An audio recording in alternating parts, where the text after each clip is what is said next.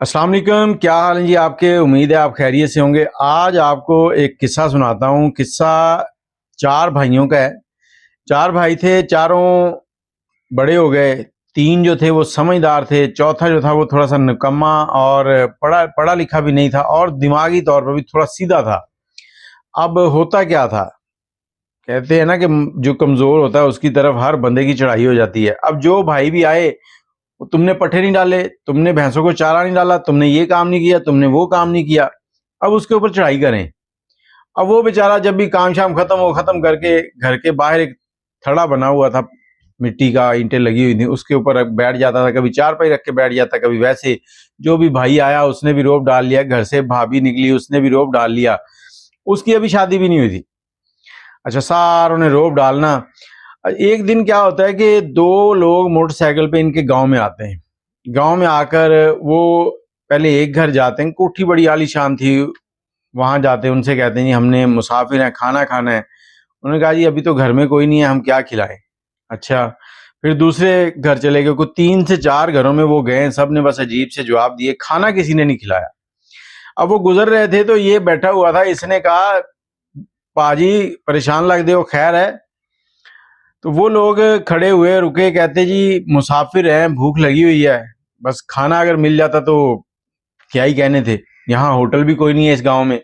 उसने कहा जी आओ आप इधर बैठो। उनको हवेली में बिठाता है, बिठा के घर जाता है, अपनी भाभी को कहता है कि खाना बना दे, दो मुसाफिर आए हैं। आगे से उसको 36 बातें सुनने को मिलती हैं। भाभी जो है वो नखरे करती है, उसको बातें सुनाती है। अब वो बेचारा खामोश हो जाता है। सालन, कोई अंडे शंडे जो भी उसको आता था वो बनाया उसने फौरी तौर पे खुद ही। और कोई रोटियां थोड़ी बहुत उसको आती थी वो बनाई हैं। वो बना के उसने खाना तैयार किया, खाना तैयार करके ला के उनके सामने रख दिया। उनसे कहा जी ये देखें, जो भी है रूखा सूखा आप खा लें, बस जैसा भी बना हुआ है। अब वो लोग ना इससे बातें कर रहे हैं दोनों, और समझ गए इसको कि ये बंदा थोड़ा सा सीधा है।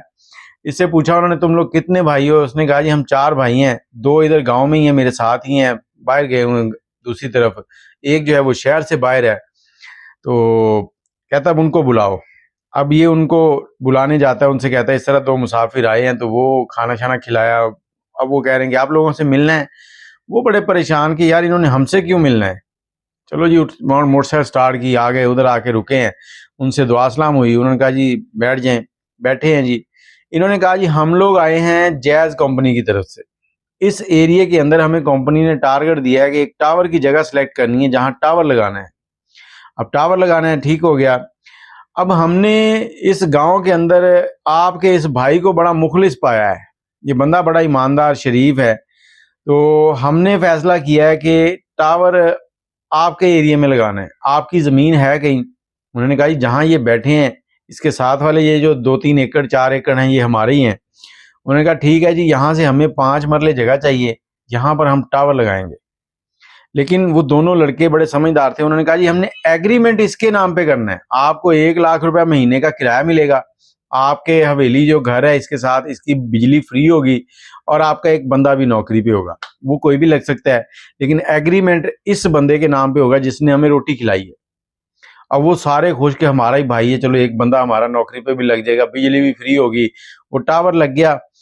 अब टावर लग गया तो यहाँ कहने की बात ये है कि कई बार हम लोग कहते हैं कि ये बंदा किसी काम का नहीं, ये आदमी किसी काम का नहीं है, ये 2 टके का है। कई बार टका भी ऐसे चलता है कि आपको लाखों कर जाता है। तो किसी को भी कमतर नहीं समझना चाहिए। कभी कभी खोटा सिक्का भी चलता है तो वो कमाल कर जाता है, जैसे कि इस लड़के ने किया। अब ये सारे के सारे भाई जो हैं वो इस भाई की तारीफें करें, लोगों को बताएं जी इसने ऐसे किया, अब वो इसलिए हमारे यहाँ टावर लग रहा है। कोई तकरीबन 15 साल हो गए हैं उस ज़मीन में टावर लगा हुआ है। अब उसका किराया भी बढ़ चुका होगा। 2010 में ये टावर लगा था। तो ये सच्ची कहानी है। अब बात वही है कि अगर आपके पास कोई मुसाफिर आता है तो उसको रोटी पानी चाय ये चीज़ें ज़रूर पूछा करें। ये ना किया करें कि वो आया और उसको बस ऐसे ही चलता किया। बाकी अपनी राय कमेंट में ज़रूर दीजिएगा। अगर आपके पास भी कोई ऐसी स्टोरी है तो इनबॉक्स में हमें ज़रूर बताएं। और मैं इस साल अलसी की पिनियाँ शुरू करने जा रहा हूँ। पिछले साल भी की थी, बहुत अच्छा रिजल्ट रहा था। आप में से कोई मंगवाना चाहे तो हमसे रब्ता कर सकता है। 0300 25 20 629 ये नंबर है हमारा। दुआ में याद रखिएगा। अल्लाह हाफिज़।